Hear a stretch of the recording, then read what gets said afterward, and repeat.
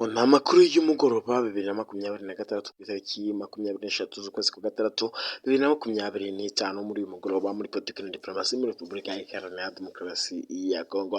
Tugiye kwibanda muri Repubulika Iharanira Demokarasi ya Kongo, tuvuge mu duce tumwe dutandukanye mu gace ka Uvira, tuvuge mu gace ka Nyangezi, tuvuge mu gace ka Mwenga ndetse no mu tundi duce tugiye dutandukanye twagiye twigarurwa n'inyeshyamba za 23 ndetse twagiye tunamburwa n'inyeshyamba za 23 muri uyu mugoroba ku itariki 23 z'ukwezi kwa gatandatu 2025. Mu by'ukuri rero ibiri kuvuga muri Repubulika Iharanira Demokarasi ya Kongo biri kuvuga yuko abarundi babikuye muri Repubulika Iharanira Demokarasi ya Kongo mu gace ka Uvira, by'umwihariko abarundi batari bake bamaze gupakira ibyabo ndetse bagatangira gusubira mu gihugu cy'u Burundi.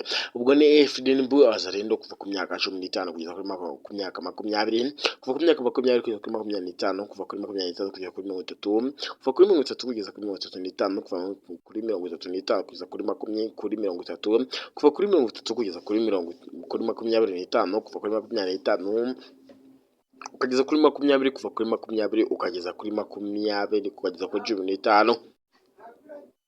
Kanongere ngusubiremo neza ibiri kuvugirwa muri Wazarendo. Igwera kuri Wazarendo, umutwe wakomeje kugenda uzengereza igihugu kuzengereza igihugu cya Repubulika Iharanira Demokarasi ya Kongo, by'umwihariko mu 23 wita ko ari leta y'Kinshasa. Umutwe wa 23 uvuga yuko uzayobora igihugu cya Repubulika Iharanira Demokarasi ya Kongo ndetse ugatangira kugenda wita ku bimwe na bimwe bigiye bitandukanye muri kino gihugu cya Repubulika Iharanira Demokarasi ya Kongo. Uyu mutwe uganjemo abana bakiri batoya kuva ku myaka 15 kugeza kuri 20, kuva kuri 20 kugeza kuri 25, kuva kuri 23 kugeza kuri 20, kuva kuri 25 kugeza kuri 30, kuva kuri 30 ukageza kuri 35, kuva kuri 35 ukageza kuri 30, kuva kuri 30 ukageza kuri 25, kuva kuri 25 kugeza kuri 20, kuva kuri 20 ukageza kuri 15, kuva kuri 15 ukageza kuri 17, kuva kuri 17 ukageza kuri 20, kuva kuri 20 ukageza kuri 23, kuva kuri 23 ukageza kuri 25, kuva kuri 25 ukageza kuri 28, kuva kuri 28 ukageza kuri 30, kuva kuri 30 ukageza kuri 32, kuva kuri 32 ukagera kuri 35.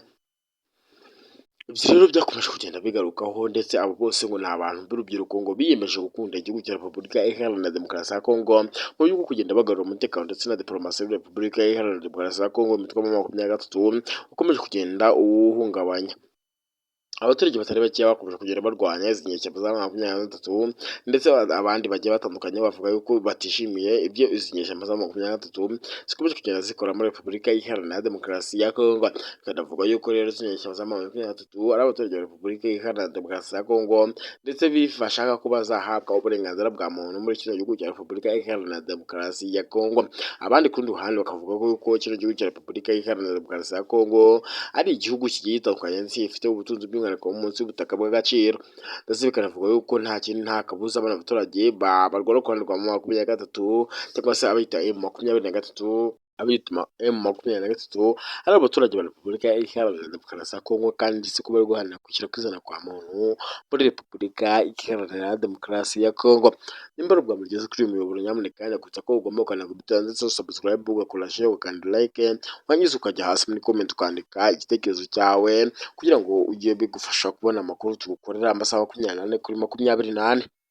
Nimba bwa mbere rero ugeze kuri muyoboro, urebe ko wakaze ku buto yanditse subscribe, ukoreshe yangiza ukanda like, wangiza ujya hasi muri comment wandike igitekerezo cyawe kugira ngo bijye gufasha kubona amakuru n'ibiganiro tuguhereza amasaha 24 kuri 24. Abarundi bongeye kuvuga yuko bagambanirwa muri Repubulika Iharanira Demokarasi ya Kongo kuva ku itariki 19 z'ukwezi kwa gatandatu 2025 kugeza ku itariki 23 z'ukwezi kwa gatandatu 2025. Bavuga yuko rero bakomeza kugwambanirwa n'abarwana kuranirwa leta y'Kinshasa. Bavuga yuko bagiye kuba bava mu gihugu cya Repubulika Iharanira Demokarasi ya Kongo. Abatari bake bamaze guhambira ibyabo mu gace ka Uvira, by'umwihariko abarundi bo murabizi ko bakomeje kwigarurira kano gace ka Uvira ndetse bagakomeza kugenda bakanambamo. Sinavuga ko batigafite ariko kimwe cya kabiri cya kano gace ka Uvira kabanze kugenda gafatwa n'inyeshyamba za 23 cyangwa se intare za Sarambwe muri Repubulika Iharanira Demokarasi ya Kongo. Kongo. Bikanavuga yuko zino nyeshyamba rero z'ama 23 zongeye kuzura umuganda ndetse zikarasana n'abarwana ku ruhande rwa leta y'i Kinshasa, mu gihe mu minsi yashize byagaragaraga ko zino nyeshyamba z'ama 23 ziri gutsindwa bikomeye cyane ndetse zikagenda zamburwa uduce tumwe na tumwe tugiye dutandukanye muri Repubulika Iharanira Demokarasi ya Kongo. Nimba ari ubwa mbere ugeze kuri uyu muyoboro, kandi subscribe twongere guhura n'amakuru akurikira mu kanya gatoya.